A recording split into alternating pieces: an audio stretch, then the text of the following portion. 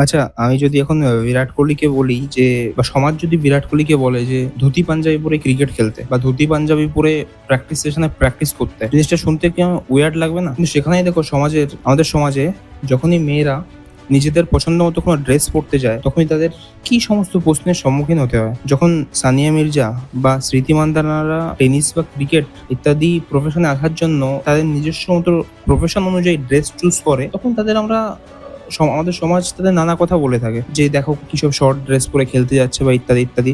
সানিয়া মির্জাকে নিয়ে অনেক এই নিয়ে কথা হয়েছে একটা সময়। তা আমি বলছি ছেলেদের ক্ষেত্রে সেটা করা হয় না কেন? ছেলেদের ক্ষেত্রে কোনো একটা নির্দিষ্ট পোশাক নেই কেন? সে সেরকম শাড়ি পরবে বা কিছু? বিরাট কোহলিকে এই প্রশ্ন করা হয় না কেন? তা আমি সেইখানে সেই স্বাধীনতার কথা বলছি। মেয়েদের সেই স্বাধীনতা নেই কেন? একটা মেয়ে তার পোশাকের দিক থেকে নিজের ইচ্ছা মতো পোশাক কেন পরতে পারে না? এবং সে যখনই নিজের ইচ্ছা মতো পোশাক পরে, তখন তার এটা কেন শুনতে হয় যে যখনই সে ছোট পোশাক বা ইত্যাদি পরে থাকে, তখন তার এটা কেন শুনতে হয় যে এর হয়তো ক্যারেক্টার খারাপ, ছোট পোশাক, তার ক্যারেক্টারের উপরে প্রশ্ন উঠে আসে কেন? তার পোশাকের উপরে কি লেখা আছে যে তার ক্যারেক্টার কেমন? গরমকালে ম্যাক্সিমাম ছেলেরা আমি যতদূর দেখেছি most of the time T shirt বা গেঞ্জি পরে থাকে। সেখানে তুমি তোমার বাড়ি, তোমার মা, তোমার কাকিমা, তাদের দেখবে তো অলওয়েজ শাড়ি পরে থাকতে হয় তাদের। এই যে বিষয়টা তোমার নর্মাল মনে হচ্ছে, এটা কিন্তু নর্মাল না। এটা কিন্তু একদমই নর্মাল না। তুমি মেনে নিয়েছো বলে নর্মাল হয়েছে আজকে। একটা সময় সতীদাহ কোথাও এভাবে মেনে নিয়েছিল, যেটা আমাদের এই বাংলারই ব্যক্তি রাজা রামমোহন রায় তার বিভিন্ন প্রশ্ন তোলায় সেটা সমাজ থেকে সেটা বাদ গেছিল, কিন্তু সেটাকেও মেনে নিয়েছিল একটা সময়, যেমন এটাকেও মেনে নিয়েছে এখন। আমি বলছি না যে যখন যেখানে ইচ্ছা যেমন ইচ্ছা ড্রেস পরতে, কিন্তু পজিশন ভিত্তিক কিছু কিছু ড্রেসের স্বাধীনতা প্রত্যেকের আছে। আমারও যেমন আছে, আপনাদেরও, মানে ছেলেদেরও যেমন আছে, মেয়েদেরও তেমন আছে। কিন্তু মেয়েদের উপরে এই অব্লিগেশন গুলো কেন, এই চাপিয়ে দেওয়া কেন মেয়েদের উপরে? আর ওটার ভিত্তিতে মেয়ের ক্যারেক্টার কেন নির্ধারিত হবে? আমাদের রাজ্যের প্রাক্তন মুখ্যমন্ত্রী মমতা বন্দ্যোপাধ্যায় একবার বলেছিলেন, মহিলারা শর্ট ড্রেস পরে বলে সেই জন্য তাদের ধর্ষণ হয়। এত সুন্দর একটা তিনি মন্তব্য করেছিলেন। সে মানে আমি মানে এটা শুনেই তো সমাজের স্থিতি বোঝা যায় যে সমাজ কোথায় আছে। যখন এটা আমাদের শুনতে হয় যে একজন মহিলা সে তার নিজের ইচ্ছামতো একটা পোশাক পরেছে, সেটার জন্য নাকি তার ধর্ষণ হয়েছে। আচ্ছা, আমি এখানে একটা মাইন্ডসেট শিফটের কথা আমি বলছি।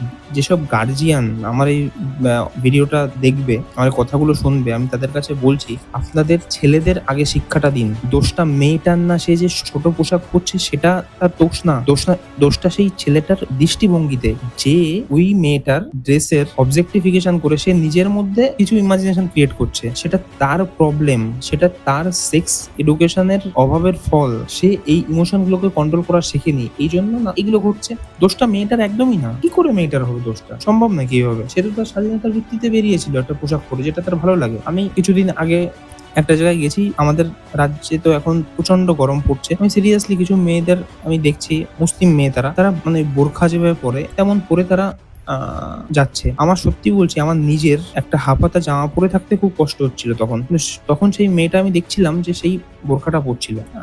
আমি সত্যি হতাশ হয়ে গেলাম। মানে মেয়েটার, সে তো কিছু বলতে পারবে না, কাউকে কিছু বলতে পারবে না। সে যে বন্ধনে আবদ্ধ, সে আবদ্ধতা কাটবে না। কিন্তু আমি প্রত্যেকের কাছে প্রশ্ন করতে বলছি, নিজেকে প্রশ্ন করতে বলছি। আমি আবারও বলছি, কোনো ধর্মের বিপক্ষে না আমি, কিন্তু স্বাধীনতা তো প্রত্যেকের পাওয়া উচিত।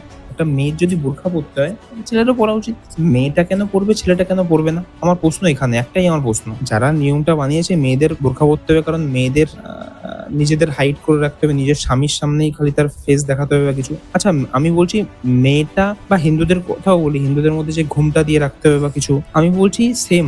আমি সেই মেয়ের পার্সপেক্টিভে বলছি যে যদি সেই মুসলিম মেয়েটা এই দাবি তোলে যে আমার স্বামীরও বোরখা পরে থাকতে হবে, তাকে যাতে অন্য মহিলারা না দেখে, নাহলে আমি মেনে নেবো না এটা। তুমিও পড়ো, আমিও পড়ছি, দ্যাটস ওকে। তাহলে আমার কোনো সমস্যা নেই সেক্ষেত্রে।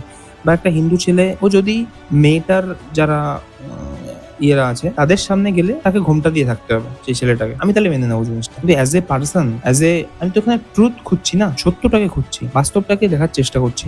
সেখানে দাঁড়িয়ে আমি জাস্টিফিকেশন পাচ্ছি না। আমি চাই এটা নর্মালাইজ হোক, প্রতিটা মেয়ে নিজের স্বাধীনতা মতো পোশাক পরুক, এবং তার যেন সেই পোশাকের ভিত্তিতে কেউ তার দিকে আঙুল তুলতে না পারে, প্রশ্ন তুলতে না পারে। যদি প্রশ্ন তোলে, তার মেয়েটা যেন এই উত্তর দেয় যে সেটা যেন ছেলেকেও করতে হবে, সেই সেম জিনিসটা। মেয়েদের অলওয়েজ শাড়ি পরতে হয়, তাহলে অলওয়েজ ছেলেদের ধুতি পাঞ্জাবি পরতে হবে, এই প্রশ্ন তুলতে হবে। এটা বলতে হবে যে তাকে এটা বলছে করতে, তাকে এটা বলতে হবে। বা যে মেয়েকে বোরখা পরতে বাধ্য করা হচ্ছে, তাকে বলতে হবে যে আমার যে স্বামী হবে তাকেও পরতে হবে, কারণ আমার ইনসিকিউরিটি হচ্ছে, তাই না? এবার সেই মানে যেটা ট্রুথ, যেটা সত্যি, যেটা দেখতে পাচ্ছি, সেটাই বলার চেষ্টা করলাম। এবং প্রতিটা বাবা মাকে বলছি, তাদের যে ছেলে, তাদের সঠিক দৃষ্টিভঙ্গিটাকে শেখাতে বা একটা মেয়েকে সম্মান করা শেখাতে, যেটা কিনা সব থেকে জরুরি। কোনো স্কুল কলেজ এটা নিয়ে কখনোই কথা বলে না, কখনোই না। এটা সব থেকে জরুরি, একটা মেয়েকে সম্মান করা, একটা মেয়েকে রেসপেক্ট করা। আর সেটা সূত্রপাত হয় বাড়ির থেকে। বাড়ির শিক্ষাটাই সর্বপ্রথম ছেলেটা পায় তার মায়ের কাছ থেকে, তার বাবার কাছ থেকে।